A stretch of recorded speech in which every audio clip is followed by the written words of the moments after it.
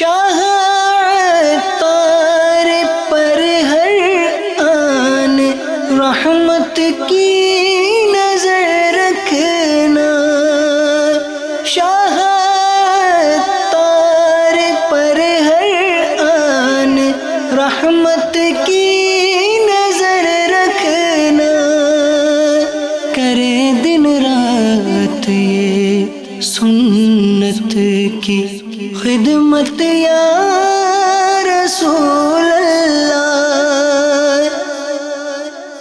الحمدللہ رب العالمین والصلاة والسلام على سید المرسلین، اما بعد فاعوذ باللہ من الشیطان الرجیم، بسم اللہ الرحمن الرحیم۔ الصلاة والسلام علیک یا رسول اللہ وعلى آلک واصحابک یا حبیب اللہ، الصلاة والسلام علیک یا نبی اللہ وعلى آلک واصحابک یا نور اللہ۔ میٹھے میٹھے اسلامی بھائیوں اور اسلامی بہنوں، الحمدللہ عز و جل خالق کائنات جل جلالہ کی زمین پر عشق رسول صلی اللہ تعالی علیہ وآلہ وسلم کا مدنی جام تقسیم کرنے والے ایسے مرد کامل اب بھی موجود ہیں جو فیشن کی آفت میں گرفتار لوگوں کو پیارے مصطفیٰ صلی اللہ تعالی علیہ وآلہ وسلم کی سنت کریمہ کا اسیر بنانے کے خواہاں ہیں۔ یہ اللہ عز و جل کا خاص کرم ہے کہ اس نے ہمیں اس پرفتن دور میں تبلیغ قرآن و سنت کی عالمگیر غیر سیاسی تحریک، دعوت اسلامی کا مدنی ماحول اور شیخ طریقت امیر اہل سنت ابو بلال حضرت علامہ مولانا محمد الیاس عطار قادری رضوی دامت برکاتہم العالیہ جیسے ولی کامل کی صحبت باثر سے نوازا۔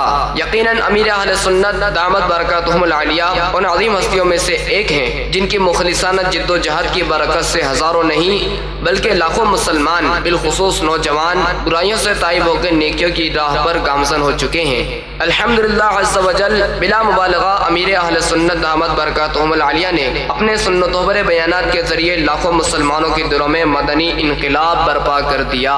الحمدللہ عز و جل مکتبۃ المدینہ ان بیانات کو آپ تک پہنچانے کی سعادت حاصل کر رہا ہے، لہذا تمام اسلامی بھائی اور اسلامی بہنیں اس بیان کو توجہ کے ساتھ سماعت فرمائیں۔ اعوذ باللہ من الشیطان الرجیم، بسم اللہ الرحمن الرحیم۔ ما كان محمد أبا أحد من رجالكم ولكن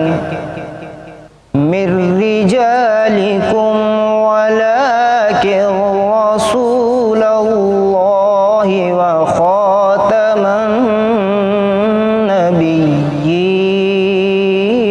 النبيين، وكان الله بكل شيء عليما۔ يا أيها الذين آمنوا اذكروا الله ذكرا كثيرا وسبحوه بكرة وأصيلا، والذي يصلي عليكم وملائكته ليخرجكم من الظلمات إلى النور،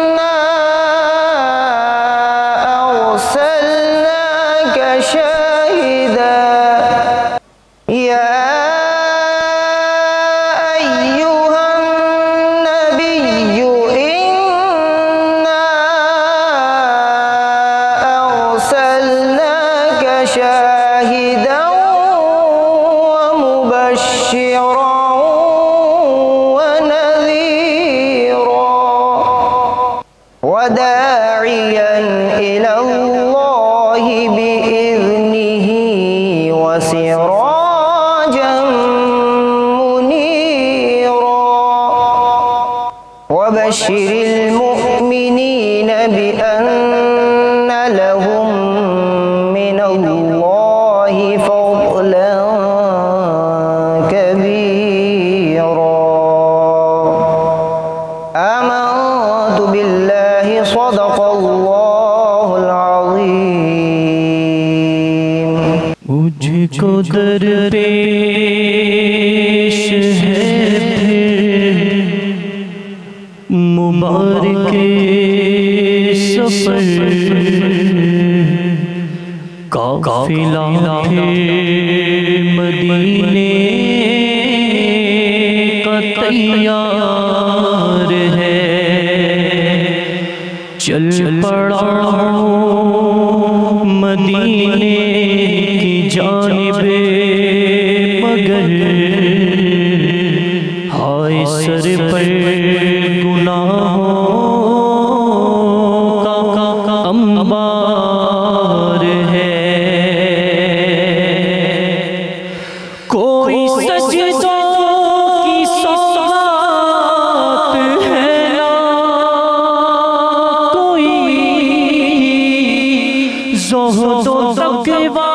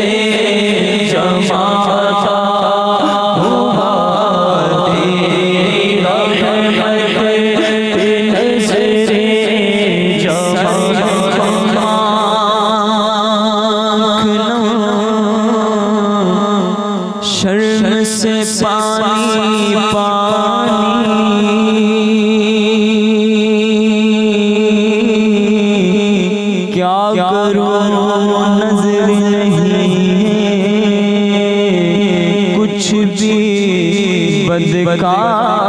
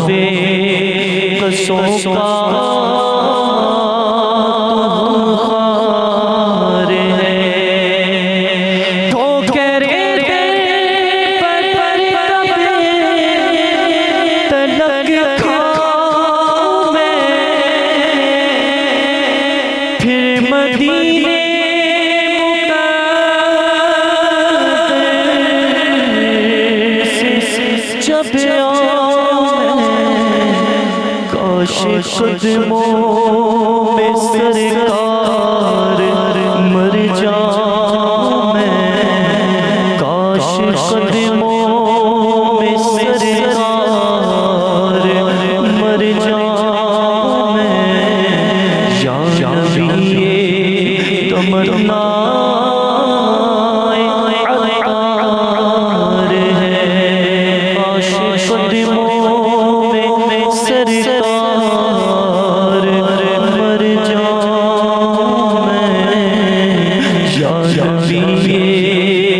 تمنا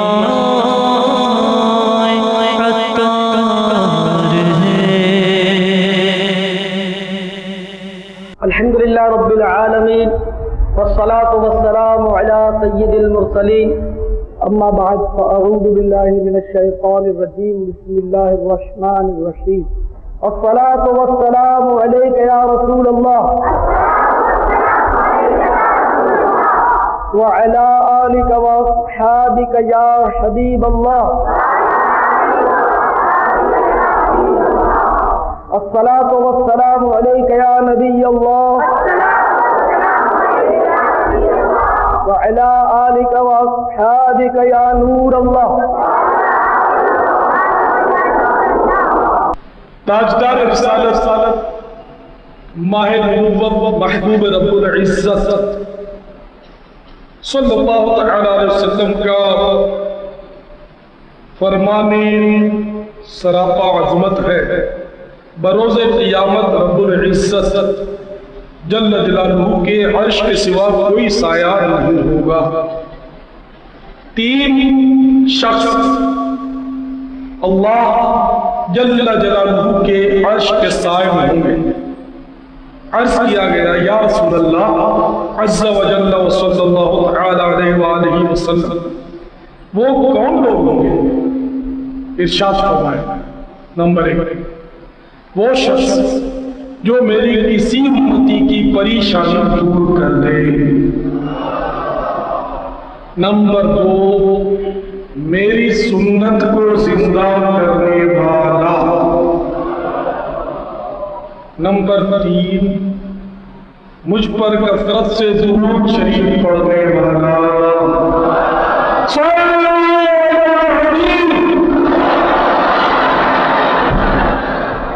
پیارے پیارے اسلامی بھائی، ایک مدنی منا اپنے قاری صاحب کے پاس قرآن پاک پڑھ رہا تھا. قاری صاحب آیت کریمہ ایک پڑھا رہے تھے، ان کا ایک لفظ بار بار اس منع کو بتاتا تھا، مگر اس منع کی زبان سے کچھ اور ہی نکلتا. قاری صاحب زیر بتاتے تھے اور وہ منع زبر پڑھتا تھا. چند بار ایسا ہوا وہ زیر اس کی زبان سے نکلتا ہی نہیں. یہ کیفیت دیکھ کر ان کے دادا جان نے قرآن پاک کا نسخہ منگوا کر دیکھا. ان کے دادا جان بہت بڑے عالم تھے، تو قرآن پاک کے اس نسخے میں کاتب نے غلطی سے زبر کے بجائے زیر لکھ دیا تھا. تو وہ منا صحیح پڑھ رہا تھا، قاری صاحب غلط پڑھوا رہے تھے، لیکن منا جو تھا وہ مسلسل صحیح پڑھے جا رہا تھا. تو ان عالم صاحب نے، اس منع کے دادا جان نے اپنے پوتے سے پوچھا، بیٹا جس طرح قاری صاحب پڑھاتے تھے آپ کیوں نہیں پڑھتے تھے؟ تو منع نے کہا کہ میں ارادہ تو کرتا تھا کہ جس طرح قاری صاحب پڑھا رہے ہیں میں پڑھوں، لیکن میری زبان کو پکڑ لیتا تھا اور میں زیر پڑھ نہیں پاتا تھا، زبر ہی میری زبان سے نکلتا تھا. میٹھے میٹھے اسلامی بھائیوں جانتے ہیں وہ ذہین اور با کرامت منا کون تھا؟ یہ با کرامت منا میرے آقا امام احمد رضا خان تھے. انہیں بچپن سے ہی ان کے ساتھ اللہ عز و جل کا کرم شامل حال تھا اور غلط ان کی زبان سے نہیں نکل رہا تھا. ابھی ان کی عمر بہت چھوٹی تھی، کیونکہ 4 سال کی عمر میں تو انہوں نے قرآن پاک ناظرہ ختم کر لیا تھا. تو معلوم ہوا یہ واقعہ 4 سال کی عمر سے بھی کم کا ہے، لیکن یہ بچہ کیسا مطلب یعنی کہ پاکیزہ بچہ تھا کہ جو مطلب اتنا صحیح قرآن پڑھ رہا تھا. جب میرے آقا امام اہل سنت مولانا شاہ احمد رضا خان علیہ رحمت الرحمان کی عمر 6 برس کی ہوئی تو انہوں نے ایک بہت بڑے مجمع میں میلاد شریف پڑھ کر سنایا، صرف 6 سال کی عمر میں. اور بڑے بڑے مطلب ہے کہ علماء جو موجود تھے سب عش کر اٹھے کہ اتنے پیارے مطلب ہے کہ مضامین اس مدنی منع نے بیان کیے. آپ کا حافظہ بہت قوی تھا اور زبردست ذہین تھے، اور اس قدر مطلب ہے کہ پڑھنے میں آپ زیرک تھے کہ اپنے استاد صاحب سے سبق پڑھتے تو 1-2 بار دیکھ کر کتاب بند کر دیتے. استاد جب سنتے تو لفظ و لفظ سنا دیتے. استاد بڑے حیرت میں تھے کہ یہ بچہ آخر ہے کیا، اس کو اتنی جلدی سبق یاد ہو جاتا ہے اور محنت بھی نہیں کرتا، 1-2 بار دیکھتا اور یاد ہو جاتا ہے اس کو. تو ایک روز کہنے لگے استاد صاحب احمد رضا، یہ تو بتاؤ کہ تم آدمی ہو یا جن؟ مجھے پڑھاتے دیر لگتی ہے، تمہیں یاد کرتے دیر نہیں لگتی. اعلیٰ حضرت رضی اللہ تعالیٰ عنہ جب صرف 8 سال کی عمر کو پہنچے، 8 سال، تو انہوں نے ایک مسئلے کا جواب دیا، وراثت کے مسئلے کا جواب.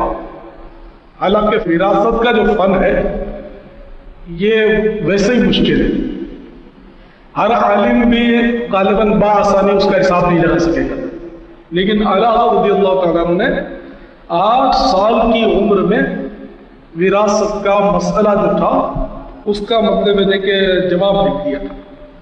تو اس کو دیکھ کر آپ کے والد گرامی حضرت رئیس المتکلمین مولانا نقی علی خان رحمت اللہ تعالی علیہ بڑے متاثر ہوئے اور فرمانے لگے کہ یہ ابھی بہت چھوٹے ہیں، انہیں ابھی لکھنا نہیں چاہیے، مگر ایسا مسئلہ کوئی بڑا لکھ کر تو لائے تب جانے۔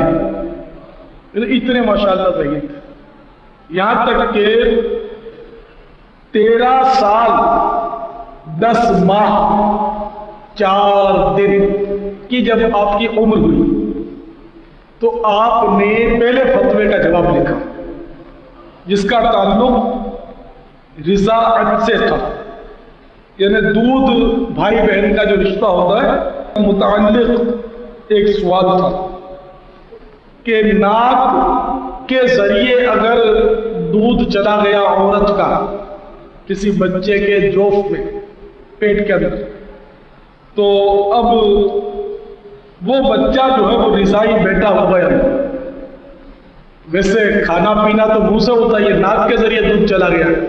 تو علی رضی اللہ تعالیٰ عنہ، حالانکہ ابھی چھوٹی سی عمر 13 سال 10 ماہ 4 دن، لیکن آپ اپنی پڑھائی سے فارغ ہو گئے تھے، جو کتابیں پڑھی جاتی ہیں درسی ریسرچ، تو آپ نے مطلب اس کا جواب لکھا کہ اگر ناک کے ذریعے بھی اف تک چلا گیا تو حرمت رضاعت ثابت ہو گئی، یعنی یہ اس عورت کا رضائی بیٹا ہو گیا، دودھ بیٹا ہو گیا۔ تو آپ کے والد گرامی رئیس المتکلمین حضرت مولانا نقی علی خان رحمۃ اللہ تعالیٰ علیہ نے یہ فتویٰ دیکھا تو بہت خوش ہوئے اور مسند افتاء آپ کے سپرد فرما دی۔ اسی عمر میں 13 سال 10 ماہ 4 دن کی عمر میں آپ بالغ ہوئے اور آپ پر شریعت کے احکام جو تھے وہ نافذ ہوئے، فرائض جو تھے۔ حالانکہ یہ عمر بالکل کھیلنے کودنے کی ہوتی ہے، ہمارے یہاں تو اس عمر میں شعور بھی نہیں ہوتا بچوں کو۔ آپ کا حافظہ جو تھا وہ بہت قوی تھا، بعض لوگ ناواقفیت کی بنا پر آپ کو حافظ صاحب کہتے تھے یا کبھی لکھ دیتے تھے حافظ، تو آپ کو اس کا مطلب افسوس ہوتا تھا کہ میں حافظ ہوں نہیں اور لوگ مجھے حافظ کہتے ہیں، حالانکہ آج عام طور پہ نابینے کو حافظ جی کہتے ہیں، وہ مسکراتے رہتے ہیں، یا ویسے ہی ہمیں کوئی حافظ صاحب قاری صاحب کہتے تو ہم بھول جاتے تھے۔ ان کے ساری نام کو نہیں کہ ہم حافظ نہیں ہے، قاری نہیں ہے، ہم خوش ہوتے، ہمیں حضرت کہیں تو کپڑے نہیں اتر دیتے، بھول جاتے۔ لیکن اعلیٰ حضرت رضی اللہ تعالیٰ کو یہ یوں ہوتا تھا کہ یہ بندگان خدا حسن ظن کی وجہ سے مجھے حافظ کہتے ہیں، تو چلو ان کا یہ کہنا بھی غلط نہ ہو، اس لیے اعلیٰ حضرت رضی اللہ تعالیٰ عنہ نے یہ طے کر لیا کہ اب مجھے حافظ بن جانا ہے۔ چنانچہ روزانہ مغرب کے بعد، مغرب اور عشاء کے درمیان ایک پارا دیکھ لیتے، وہ اعلیٰ حضرت رضی اللہ تعالیٰ عنہ کو چونکہ وہ غور سے دیکھتے تھے تو یاد ہو جاتا تھا۔ اس طرح ایک مہینے کے اندر میرے آقا اعلیٰ حضرت رضی اللہ تعالیٰ عنہ حافظ قرآن ہو گئے۔ تو اللہ والوں کو لوگوں کے حسن ظن کا بڑا خیال لیتا تھا۔ حضور سیدی امام اعظم ابو حنیفہ رضی اللہ تعالیٰ عنہ آدھی رات عبادت کرتے تھے، تو کسی نے کسی کے سامنے اظہار کیا کہ یہ امام ابو حنیفہ ساری رات عبادت کرتے ہیں۔ جب آپ نے سنا تو اس کے حسن ظن کی لاج رکھتے ہوئے کہ بیچارہ میرے بارے میں حسن ظن رکھتا ہے اور میں تو ایسا نہیں کرتا، تو چلو اس کا حسن ظن غلط نہیں ہونا چاہیے، لہذا آپ نے پھر پوری رات عبادت کرنی شروع کر دی۔ اور ہماری کوئی غلط تعریف کرے تو ہم اس کی تعریف پر پورا کرنے کی کوشش تو کیا کریں، ہم تو اور اس کے سامنے بن سج کر پیش ہوں گے تاکہ وہ ہمیں اور کچھ زیادہ ہی نیک سمجھے۔ ہماری حالت بھی عجیب ہے، اخلاص ہمارے عمل میں، ہمارے کردار میں نام کو نہیں ہے، ریاکاری، نمود و نمائش ہمارے اندر پھوٹ پھوٹ کر بھرا ہوا ہے۔ جب اس کا پردہ چاک ہوگا آخرت میں تو ہمارا کیا بنے گا۔ بزرگوں نے فرمایا کہ ایک وقت وہ تھا کہ لوگ نیکی کرتے تھے اور ریاکاری کرتے تھے، اور اب دور وہ آ گیا کہ نیکی نہیں کرتے پھر بھی ریاکاری کرتے۔ واقعی اب تو ایسا دور ہے کہ نیکی نہیں کرتے اور نیکی کا اظہار کرتے کہ بہت ہم نیک ہیں، صاحب بس ہم تو اللہ اللہ کرتے رہتے ہیں۔ نہیں صاحب، ہم نے تو صبر ہی کیا ہوا ہے، پوری یعنی کہ بک بک کریں گے، اپنا فسانہ ہے मतलब सुनाएंगे पूरा और पूरा बुड़बुड़ाहट करेंगे, शिकवे करेंगे, फिर अगर इनको कहा जाए ना कि भाई सब्र करो, हाँ हमने तो सब्र ही किया है, झूठ बोलता है, सब्र इसको थोड़ी बोलते हैं कि 1 घंटे से लेक्चर दे रहा हूं, आप कहते हैं मैंने सब्र किया। सब्र तो वो है कि आंखें फटी की फटी रह जाए, जबान बंद हो जाए, न अपनी मुसीबत का तस्कीरा ही ना करे। तो हम लोग तो अपनी मुसीबत का ढोल बजाते हैं और फिर कहते हैं हमने सब्र किया। वो ये आम औरतें मर्द आप देखेंगे बोलेंगे हम सब्र किए, सब्र नहीं होता ना, झूठ होता है और रियाकारी है। सब्र एक बहुत बड़ी नेकी है, बहुत बड़ा मतलब अमल है, वो कहते हैं हम सब्र करते हैं, जबकि सब्र नहीं किया। ऐसे और बहुत सारे मामला हैं कि लोग अपने आप को बना सजाकर पेश करने की कोशिश करते हैं और ऐसा होता नहीं। जाहिर बातिन बिल्कुल अलग अलग होता है।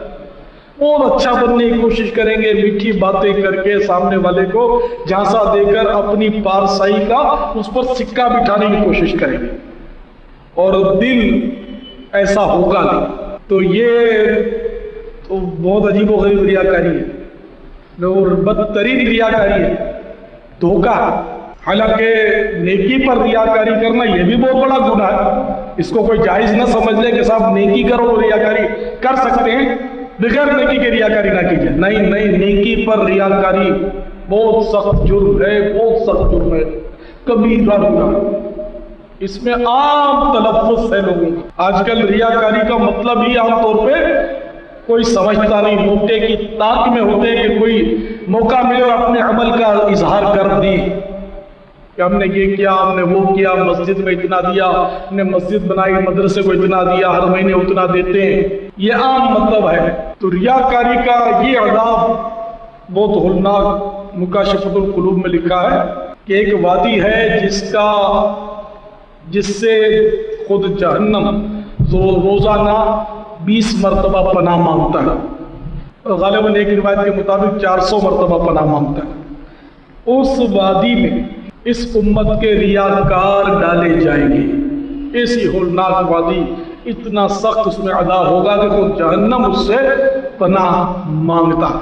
तो बहरहाल मेरे आका अल्लाह ताला अन्हु, लोग हाफिज साहब कोई कहते थे तो उनका कहना गलत ना पड़ जाए बेचारों का, उस हमदर्दी में आप हाफिज कुरान बन गए। 1 महीने के अंदर कुरान पाक हिफ्ज कर लिया, तो कितना जबरदस्त इनका हाफजा होगा। तो ये शरीयत की पाबंदी जो होती है ना, इससे भी हाफजा मजबूत होता है। बदनिगाही जैसे उससे हाफजा कमजोर होता है। तज़किरतुल औलिया में एक वाक़या है कि एक हाफिज साहब बच्चे पढ़ाते थे। वाकई पढ़ाना बहुत बड़ी हिम्मत की बात है बच्चों को, बदनिगाही से अगर अपने आप को बचा ले तो बहुत बड़ा मुजाहिद है। तो एक लड़का पढ़ने के लिए आया, खूबसूरत था, तो वो लड़के पर नजर ठहर गई हाफिज साहब की और कुरान पाक भूल गए। अब घबरा गए। ज़माने के वली हजरत सैयदना हसन बसरी रज़ी अल्लाह अन्हु की बारगाह में हाजिर होकर फरियाद लाए कि गज़ब हो गया, अमृत पर नजर तो क्या पड़ी, बस दिल खराब हुआ, हाफजा खत्म, कुरान पाक भूल गए। तो आपने फरमाया इसी साल हज करो और मीना में मस्जिदुल खैफ में पहुंचो। मस्जिदुल खैफ है मीना में। इसमें रिवायत है कि 70 अंबिया अलैहिस्सलाम के मज़ार आते हैं। खैर अब मज़ार शरीफ कोई नजर नहीं आता, उसमें वो छुपा दिया गया होगा। वो मस्जिदुल खैफ में जो साहब नमाज पढ़ाएंगे ज़ोहर के वक्त, बूढ़े साहब होंगे, वो इमाम साहब को अपना दुख सुनाना। चुनाचे उन्होंने हज किया और मीना पहुंचे हाफिज साहब, और जोर से बहुत पहले जाकर बैठ गए। तो वो इमाम साहब जो थे बूढ़े से थे, वो मेहराब में बैठे थे और लोग मुलाकातें कर रहे थे और बातचीत हो रही थी। हाफिज साहब मुंतजिर थे कि ये अकेले हो जाए तो मैं बात करूं, कैसी बात में सबके सामने कैसे करूं। इतने में जोहर की अजान से कुछ कबल एक वजीहा शख्सियत तशरीफ लाई। तो वो बूढ़े साहब जो थे वो इस्तेकबाल के लिए खड़े हो गए, दूसरे लोग भी खड़े हो गए। मुलाकात हुई, फिर ये साहब में बैठे, गुफ्तगू होती रही, यहाँ तक कि जोहर की नमाज हो गई, सारे लोग चले गए। वो बुजुर्ग आए थे, वो भी जा चुके। अब इमाम साहब अकेले रह गए। डरते डरते हाफिज साहब पहुंचे, सलाम अर्ज किया और अपनी दुख भरी داستان سنائی کہ میں آپ کے ہاتھ پر توبہ کرتا ہوں، مجھ پر کرم فرما دیجیے۔ تو حافظ صاحب نے دعا کر دی ہاتھ اٹھا کر، فوراً حافظہ لوٹ آیا، قرآن پاک یاد ہو گیا۔ پھر وہ امام صاحب نے فرمایا کہ بھائی یہ تو بتاؤ کہ تمہیں میرا پتہ کس نے دیا؟ تو انہوں نے کہا کہ حسن بصری نے۔ تو امام صاحب نے فرمایا کہ اچھا حسن بصری نے میرا راز کھولا، میں بھی ان کا راز کھولتا ہوں۔ تم نے دیکھا ہوگا کہ ایک صاحب آئے اور سب لوگ اٹھ کر کھڑے ہوئے تھے تعظیم کے لیے، کہا تو انہوں نے، امام صاحب نے فرمایا کہ یہ حسن بصری تھے، یہ روزانہ بصرے سے یہاں مینا میں ظہر میرے پیچھے آ کر پڑھتے تھے۔ بصرہ اور مینا میں بہت فاصلہ ہے، بصرہ عراق میں اور مینا مکہ مکرمہ سے قریب ہے، تو کرامت کے طور پہ وہ تشریف لاتے تھے۔ تو یہاں بزرگوں کا بھی کیا نظام ہے، لیکن وہ اپنے آپ کو چھپائے ہوئے تھے، امام صاحب تھے بہت بڑے ولی اللہ، اور جب انہوں نے بتا دیا تو ان کو یہ مطلب وہ نہیں چاہتے تھے کہ کوئی میرا راز کھولے، تو انہوں نے ان کا راز بھی فاش کر دیا۔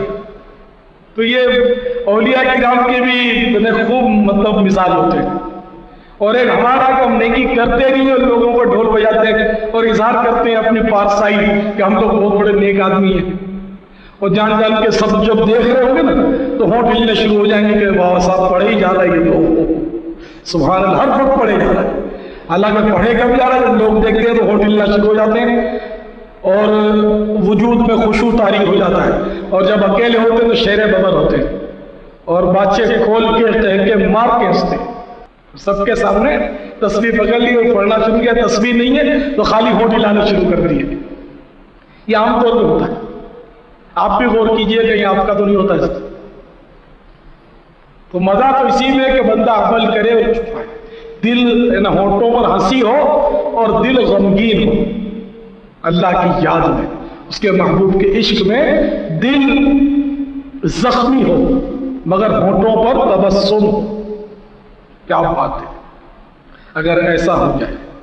تو بہرحال میرے آقا امام اہل سنت اعلیٰ حضرت رضی اللہ تعالیٰ عنہ کہ حافظے سے متعلق میں عرض کر رہا تھا کہ آپ کا حافظہ شریف جو تھا یہ بہت قوی اتنا قوی تھا۔ صدر اللہ فاضل حضرت مولانا محمد نعیم الدین مراد آبادی رحمۃ اللہ تعالیٰ علیہ، جنہوں نے کنز الایمان شریف پر شرح لکھی ہے خزائن عرفان، وہ بیان کرتے ہیں کہ مجھ سے امام اہل سنت اعلیٰ حضرت رضی اللہ تعالیٰ عنہ نے صلاۃ مسعودی ایک کتاب کا نام فتاوی صلاۃ مسعودی طلب فرمایا، میرے پاس قلمی نسخہ تھا، وہ میں نے پیش کیا۔ امام احمد رضا خان رحمۃ اللہ تعالیٰ علیہ نے تمام کتاب پر سرسری نظر ڈالی اور صرف یاد سے اس تمام کتاب کی مکمل فہرست اس کے ابتدا میں تحریر فرما دی۔ یہ بات سنی بھی نہیں گئی کہ کوئی شخص کتاب پر ایک نظر ڈال کر اس کا حافظ ہو جاتا کہ اس کی صفحہ اور فہرست بنا سکے، صفحے وار فہرست بنا سکے۔ اعلیٰ حضرت رضی اللہ عنہ نے وہ قلمی نسخہ ہاتھ سے لکھی ہوئی کتاب جب دیکھی، ایک نظر دیکھی تو اس کو آپ کو صفحے بھی یاد رہ گئے، اس کے مضامین بھی یاد رہ گئے، اور آپ نے مطلب ابتدا میں اس کی فہرست اور صفحہ نمبر سب لکھ دی۔ یہ حافظہ قوی ہونے کی کتنی بڑی دلیل ہے۔ تو میرے آقا اعلیٰ حضرت رضی اللہ تعالیٰ عنہ کا حافظہ شریف جو تھا یہ اتنا مضبوط ترین تھا کہ اس صدی میں تو کیا 200-400 سال میں بھی شاید ایسا کوئی قوت حافظہ والا نہ گزرا ہو۔ تو اعلیٰ حضرت رضی اللہ تعالیٰ عنہ چونکہ اہل حق سے تعلق ہے بلکہ اہل حق کے بھی امام ہیں الحمدللہ، تو ان کا علم بھی، ان کا تقوی بھی، ان کا عشق بھی سب بے مثال تھے۔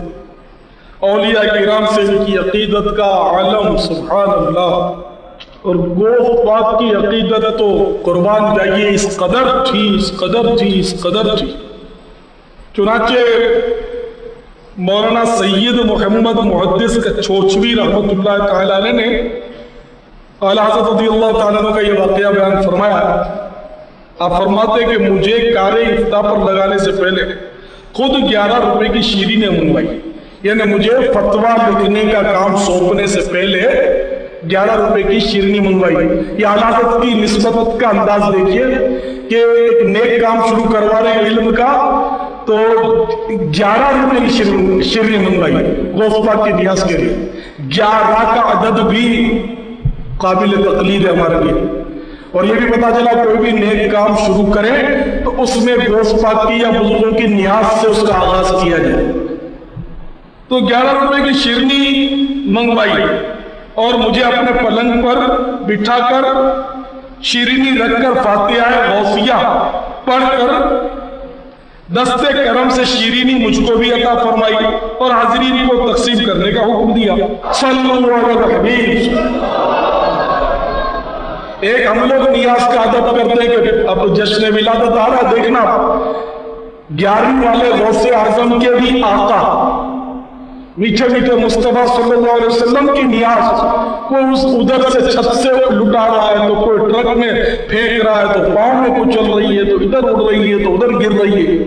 معاذ اللہ یہ جشن ولادت منانے والے اس انداز سے نیاز بانٹتے ہیں. اور میرے آقا حضرت نیاز کا کتنا ادب کرتے تھے.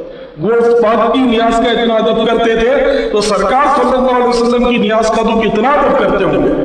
تو بار نصیب میرا ادب بے نصیب. میرے اعلیٰ حضرت اتنے باادب تھے تو انہیں مقام بھی کتنا ملا کہ آج لاکھوں کروڑوں مسلمانوں کے دلوں میں ان کا ادب بیٹھ گیا.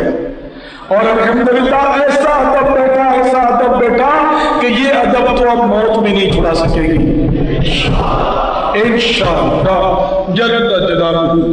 تو اللہ کرے کہ ہم اعلیٰ حضرت رضی اللہ تعالیٰ عنہ کا ادب ہی کرتے رہے.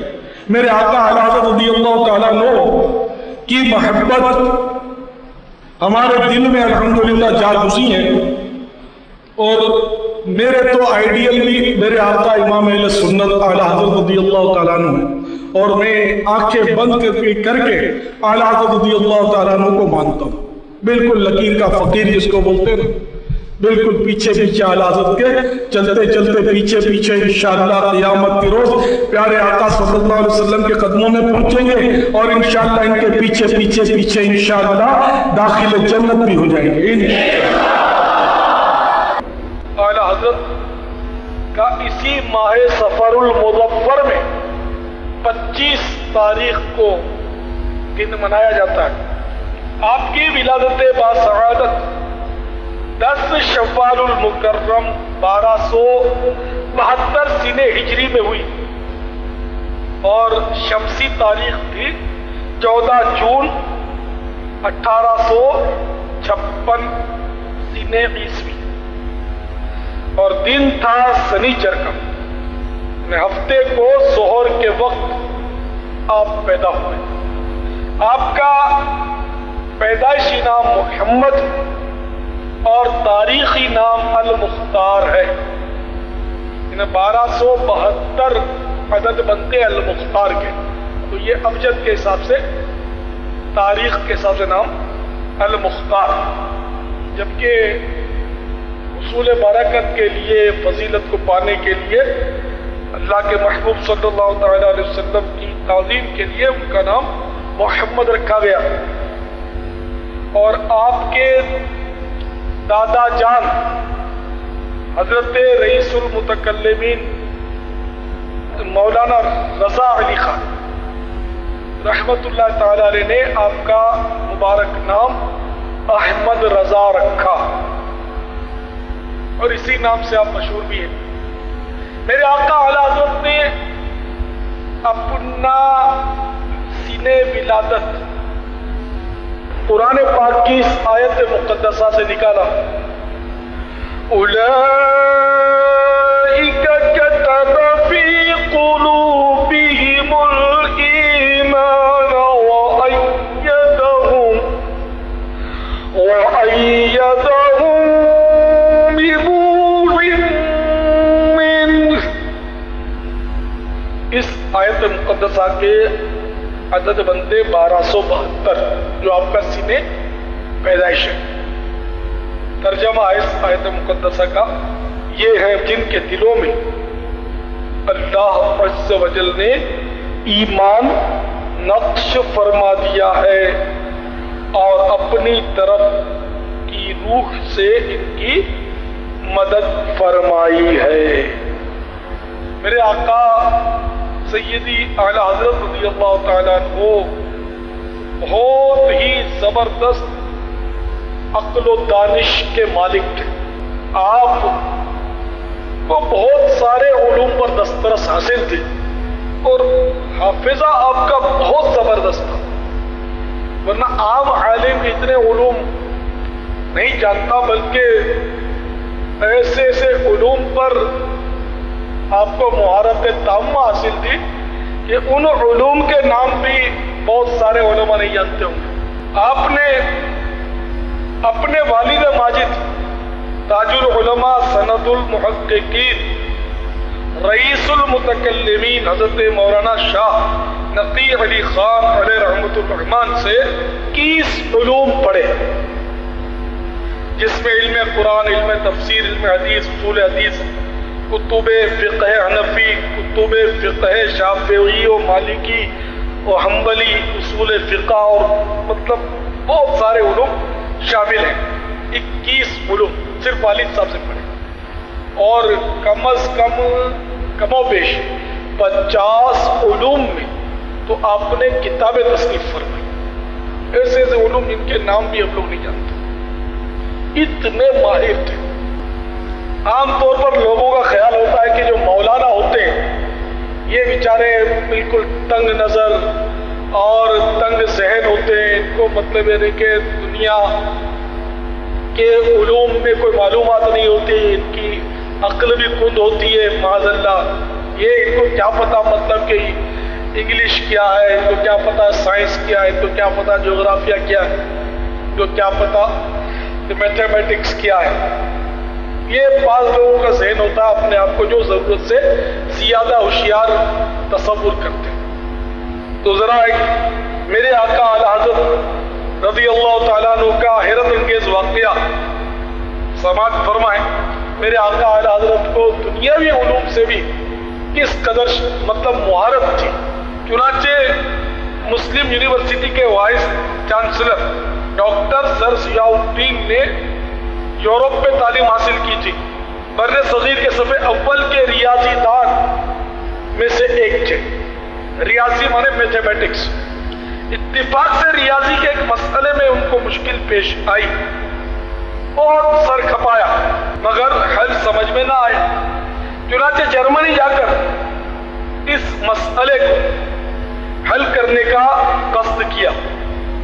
हज़रत अल्लामा सैयद सुलेमान अशरफ रहमतुल्लाह ताला अलैह कादिरी रज़वी उस दौर में यूनिवर्सिटी के शोबा दीनियात के नाज़िम थे। इन्होंने डॉक्टर साहब को मशवरा दिया, बल्कि इसरार किया कि आप जर्मनी जाने की तकलीफ उठाने के बजाय यहाँ से चंद घंटे का सफ़र करके बरेली शरीफ चलकर इमाम अहले सुन्नत हज़रत मौलाना शाह अहमद रज़ा खान अलैहि रहमतुर रहमान से अपना मसला हल करवा लें।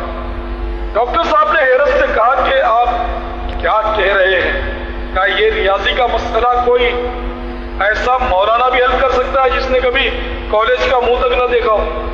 ना बाबा, बरेली शरीफ जाकर मैं अपना वक्त ज़ाया नहीं कर सकता, मगर सैयद सुलेमान शाह साहब रहमतुल्लाह ताला अलैह के पैहम इसरार पर वो इनके साथ मदीनतुल मुर्शिद बरेली शरीफ हाजिर हो गए और बारगाह इमाम अहले सुन्नत में हाजिरी दी।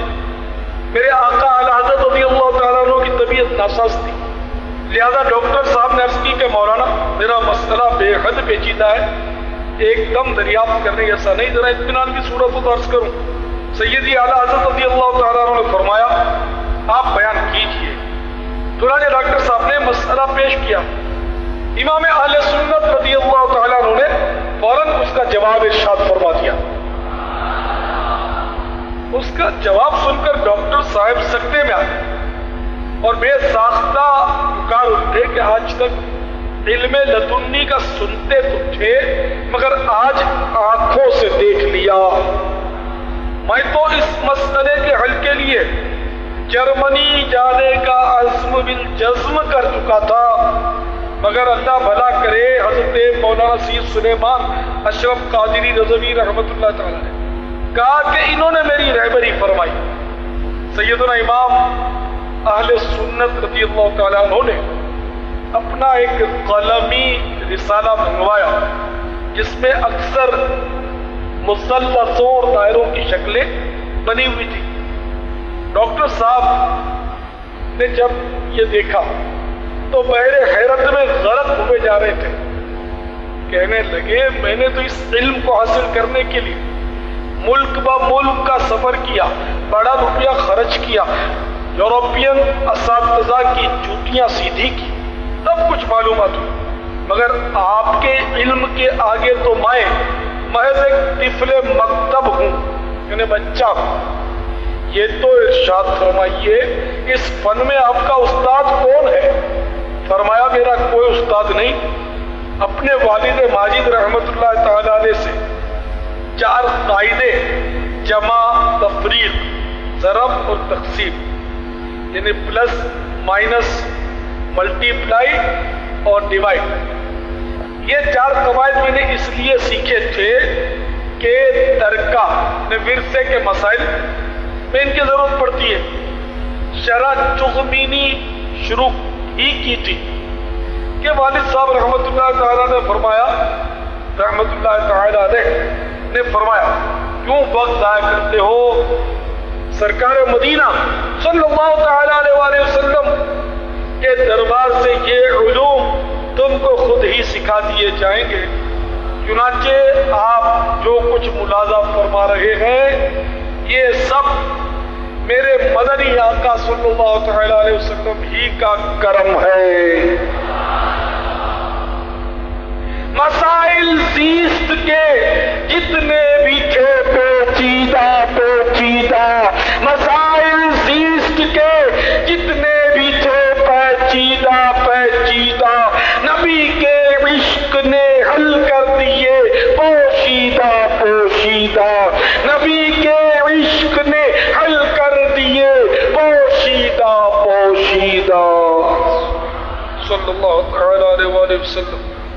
تو ڈاکٹر سر ضیاء الدین صاحب پر امام اہل سنت رحمت اللہ تعالیٰ علیہ کی جلالت علمی اور خوش خلقی کا اس قدر اثر ہوا کہ انہوں نے نماز روزے کی پابندی شروع کر دی اور اپنے چہرے پر داڑھی مبارک بھی سجا لی۔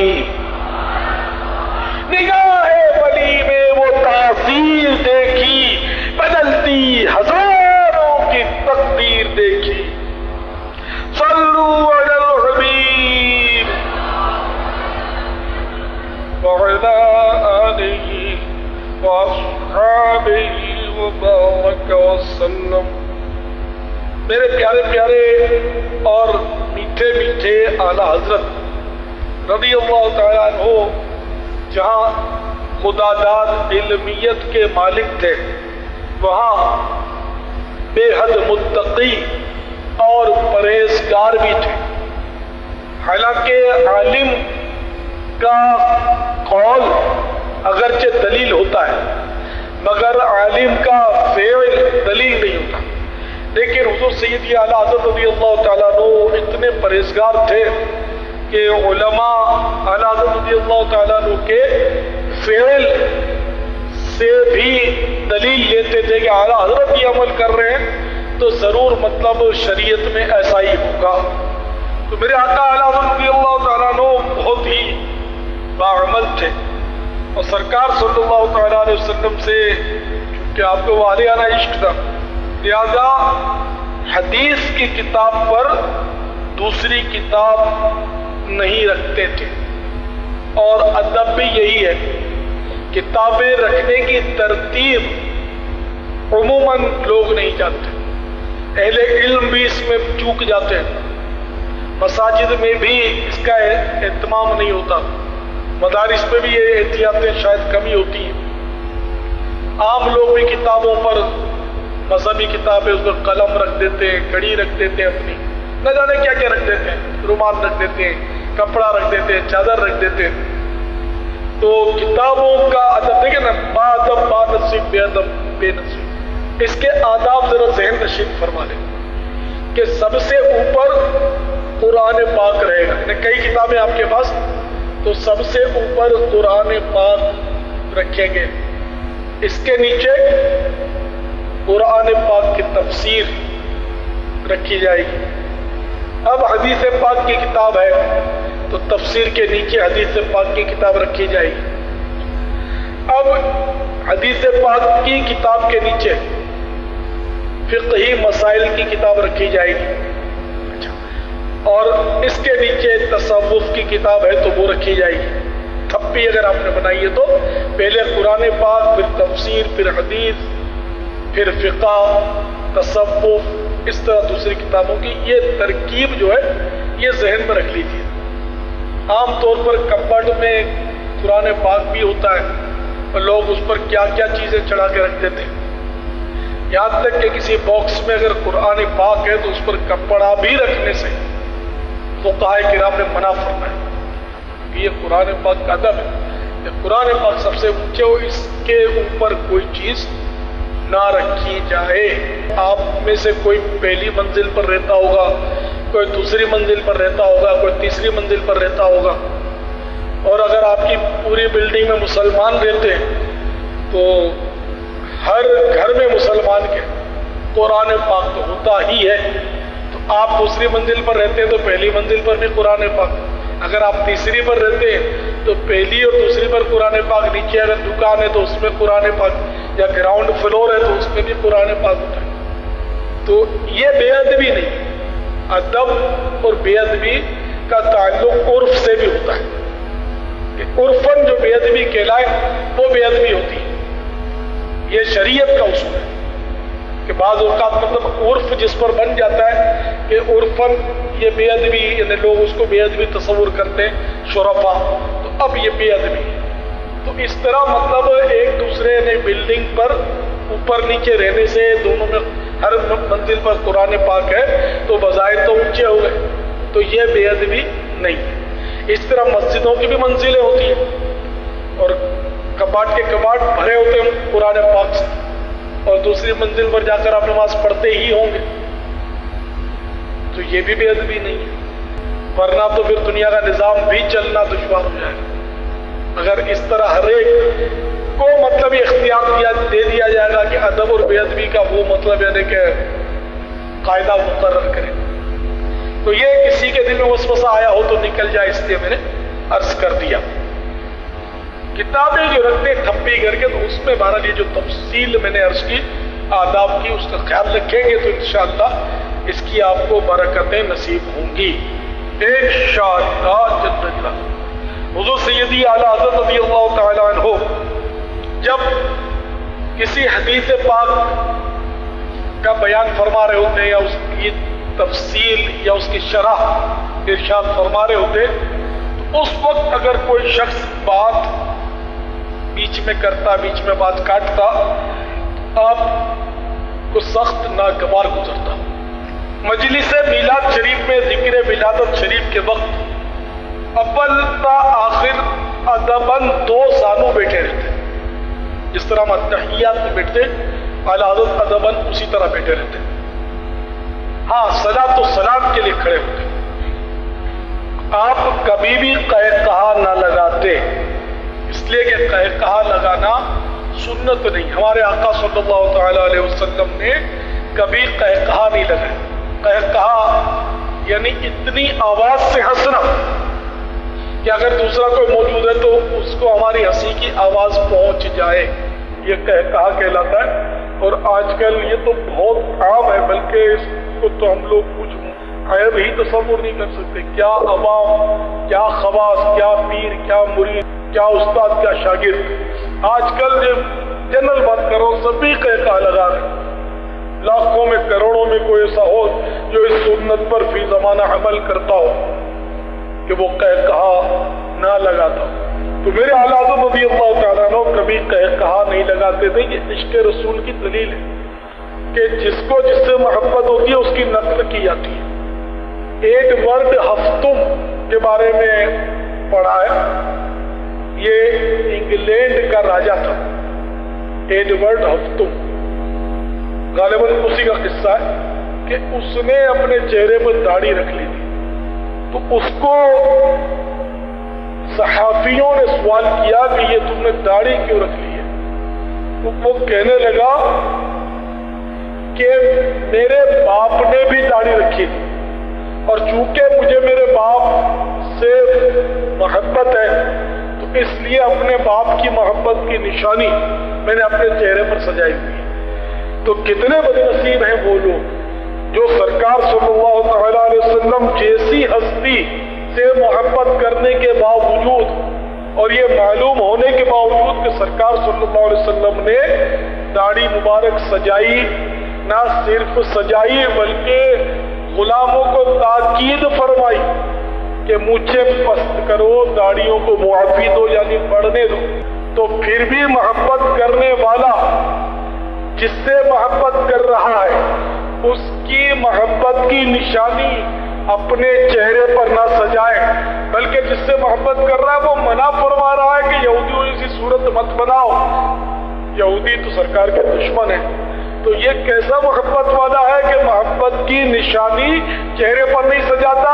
تو جو اہل محبت ہیں میں نے ان کی غیرت کو للکارا ہے اور فیصلہ انہی پر چھوڑا ہے۔ اللہ کرے دل میں اتر جائے میری بات، میں تو کہے جاؤں گا کہ سرکار کا عاشق بھی کیا داڑھی منڈاتا ہے، کیوں عشق کا چہرے سے اظہار نہیں ہوتا۔ میرے آقا اعلیٰ حضرت رضی اللہ تعالیٰ عنہ قبلے کی طرف منہ کر کے کبھی نہ تھوکتے، نہ قبلے کی طرف پاؤں پھیلاتے۔ آپ کو 6 یا 8 سال کی عمر میں بچپن میں ہی بغداد شریف کی سمت معلوم ہو گئی تھی، تو عمر بھر آپ نے کبھی بھی بغداد معلّہ کی طرف پاؤں نہیں پھیلائے، ایسا ادب کرتے۔ اور ایک ہم لوگ ہیں کہ کبھی سفر میں جائیں ٹرین وغیرہ میں، گھر میں تو چلو احتیاط بہت سارے لوگ کرتے ہیں کہ قبلے کی طرف پاؤں نہیں پھیلاتے، لیکن جب سفر کرتے ٹرین میں برتھ مل گیا تو جدھر مرضی آئی وہ سر رکھ لیا ہو، مزے سے سوئے ہوئے، ٹانگ چاہے کعبے کی طرف ہو، چاہے مدینے کی طرف ہو، چاہے بغداد کی طرف، ہوش ہی نہیں ہو۔ اسی طرح اسپتالوں میں جب جاتے ہیں مریض تو وہاں کوئی کوشش نہیں کی جاتی کہ منہ قبلے کی طرف ہے یا سر قبلے کی طرف ہے یا پاؤں کدھر ہے، کچھ نہیں۔ وہ جیسے پلنگ انہوں نے اپنی سہولت سے بچھایا ہوا ہے، داڑھ کر کے اس پہ لیٹ گئے، بالکل یعنی کہ ذہنی نہیں، بلکہ کسی کے گھر گئے تو استنجا خانے عموماً بے احتیاطی ہے، لوگوں کے گھروں میں استنجا خانے جو ہیں ان کا رخ درست نہیں ہوتا۔ آپ میں سے میرے خیال میں بہت سارے ایسے ہوں گے جن کے گھروں میں استنجا خانوں کا رخ غلط ہوگا۔ یاد رکھیے کہ استنجا کرتے وقت قبلے کی طرف منہ کرنا بھی حرام ہے اور پیٹھ کرنا بھی حرام، صرف منہ کا ہی نہیں پیٹھ کرنا بھی حرام۔ یاد رکھیے جیسے میں نے عرض کیا تھا قبلے کی طرف منہ قبلے کی طرف پیٹھ، استقبال قبلہ اور استدبار قبلہ کہلاتا ہے، تو یہ دونوں حرام ہیں۔ تو جب بھی استقبال یا استدبار کی بات آئی ہے تو اس سے مراد ہوتا ہے 45 کے زاویہ۔ اگر جیسے اس وقت آپ بیٹھے ہوئے قبلے کی طرف رخ کیے ہوئے، اب آپ تھوڑا دائیں طرف مڑ گئے، اتنا مڑے کہ 45 کا اینگل نہیں بنا، اس سے کم مڑے تو ابھی آپ کا رخ قبلے ہی کی طرف ہے۔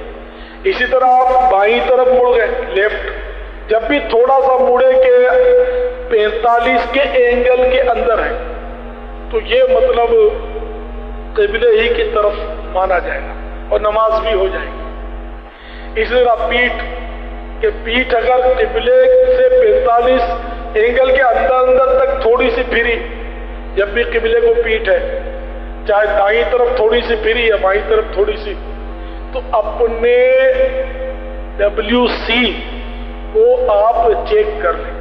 جس کی گھروں میں چلتی ہے ان کو تو یہ 1500 روپیہ خرچ کر ہی ڈالنا چاہیے، کل نہیں، آج نہیں، ابھی، یعنی بہت جلدی ترین. اور یہ چیک کر لیں آپ کہ چلو آپ نے تھوڑا سا قبلے سے بچا لیا، تھوڑا سا بچانا نہیں چلے گا، 45 کے اینگل سے باہر ہونا چاہیے، ورنہ وہ قبلے ہی کی طرف. خالی آپ نے من کو بنا لیا کہ اس کا رخ صحیح ہے، رخ صحیح نہیں ہے، غلط. تو کافی تعداد میں نے دیکھا ہے کہ لوگوں کے گھروں میں استنجا خانے غلط ہیں. اگر میں کہوں کہ اکثریت کے گھر میں غلط ہے تو شاید میں غلط نہیں. میں نے اتنا دیکھا ہے کہ جتنے گھروں میں مجھے جانے کا اتفاق ہوا ہے، آپ میں سے بہت کم عیسائی بھائیوں کو ہوا ہوگا. تو اپنے گھر کا آپ اینگل سے کوئی مطلب آپ غور فرما لیں. اگر میری بات سمجھ میں آ گئی ہے تو جو جیومیٹری تھوڑی بہت پڑھے ہوتے ہیں اس کو تو اینگل کا پتہ ہوتا ہے، تو پڑھے لکھے سے معلومات کر لیں کہ یہ 45 کی ڈگری کیا ہوتی ہے، ہم کو سمجھا، تو پھر اس سے آپ سمجھ کر اور جلدی جلدی اس کو درست کروا لیں گھر والوں کو اعتماد میں لے کر، تاکہ ایک گناہ کا سلسلہ آپ کا رکے کہ یہ حرام ہے.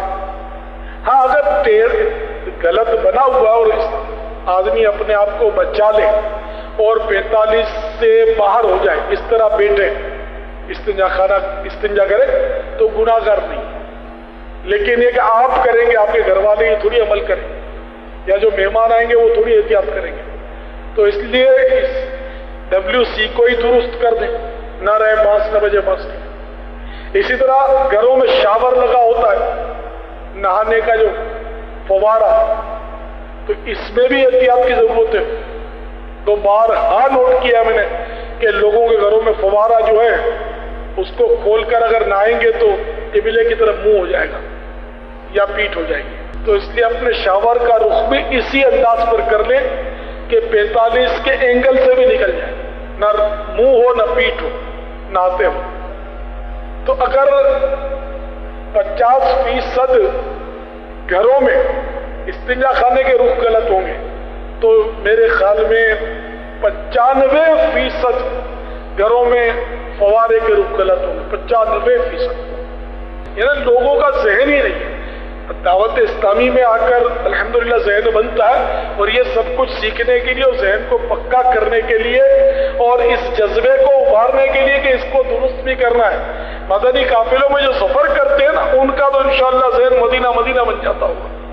تو آپ بھی یہ سیکھنے کے لیے دعوت اسلامی کے قافلوں میں سفر کو اپنا معمول بنا لیں گے، یہ سب سیکھ جائیں گے انشاءاللہ. دیکھیں نا کتنی حیرت ہو رہی ہے آپ کو، یار میری عمر 60 سال کی ہو گئی، کوئی بولتا ہوگا میری 55 سال کی ہے، کوئی سوچتا ہوگا 40 سال کی. آج تک یہ احکام مجھے پتا نہیں تھے کہ یہ بھی حرام ہو رہا ہے. استنجا خانے میں میں اس طرح بیٹھ جاتا ہوں اور کعبے کو منہ ہو رہا ہے تو کعبے کو پیٹ ہو رہی ہے، یار آج تک اپنے کو پتا نہیں تھا. تو یہ الحمدللہ دعوت اسلامی کو اللہ سلامت رکھے، نظر بد سے بچائے اور ان کے قافلے چلتے ہی رہے. تو انشاءاللہ یہ کیا ایسے ہزاروں احکام اور سنتیں ہم سیکھتے چلے جائیں گے انشاءاللہ جل جلالہ. تو اس لیے مدنی قافلے میں سفر کو اپنا ورد، وظیفہ، اوڑھنا بچھونا، کھانا پینا، مائی باپ سب کچھ بنا. القافلہ چل قافلہ، کل نہیں بس آج قافلہ. سب مل کر انشاءاللہ مدنی قافلے کو اپنا لوگے تو شیطان کو سر چھپانے کی جگہ نہیں ملے گی انشاءاللہ. ایسا باعمل اور متقی پرہیزگار بن جاؤ گے انشاءاللہ، اور تقوی کا انشاءاللہ دور دورہ ہو جائے گا. بچہ بچہ انشاءاللہ سنتوں کا پابند ہو جائے گا انشاءاللہ. اور مسجدیں ایسی ابھر جائیں گی نمازیوں سے کہ اپنے انشاءاللہ پھر نئی نئی مسجدیں بناتے چلے جائیں گے انشاءاللہ.